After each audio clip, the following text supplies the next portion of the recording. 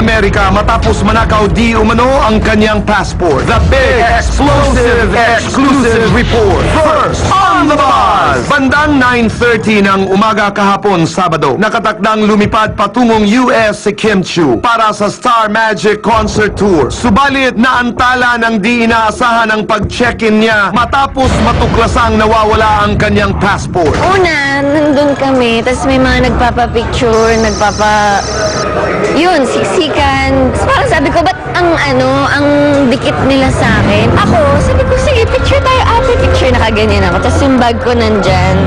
Tapos, yung pala, kinuha na yung passport ko. And then, 2 tao na lang, papasok na ako sa mismong airport, hiningi yung passport ko. So, sabi ko, ay, eto. Pero hindi na. Wala na.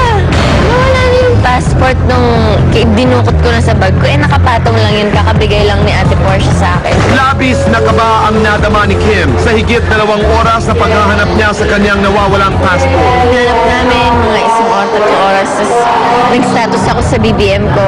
Ang daming nag-react. Si Ate Chris, tinulungan ako. Dahil mukhang pitaka ang passport holder ni Kim, malaki di umano ang posibilidad na napag-interesan nga ito ng iba sa pag-aakalang may laman itong pera. Dahil dito, maging ang mga airport authorities agad nang rumisponde para matulungan ang young actress. We deploy, we alert yung mga police, then we give instructions dun sa mga janitor, baka may naitapon, may kumuha at tinapon na walang laman at possibly wala namang dala kundi talagang travel documents lang ni Miss Kim. Ang magandang balita, agad ring natagpuan ng isang janitor sa isang basurahan ang wallet na naglalaman ng passport ni Kim. Wala?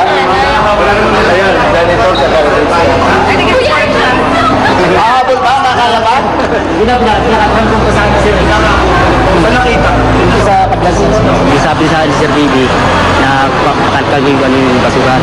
Nakita ko, galing ko ako sa kapila. Punta po ko rin, nakita ko, punta agad sa bungad. Nasa bungad lang ho yung passport. So parang katatapon lang ng passport. Yeah, opo. Parang hinagis ko, parang hinagis ko. Laking pasasalamat naman ni Kim na natagpuan agad ang kanyang passport in time para umabot siya sa kanyang flight. Ayan, syempre sobrang saya ko. Tsaka nung nalaman ko na nandoon after 2.5 hours na pag-aantay, page.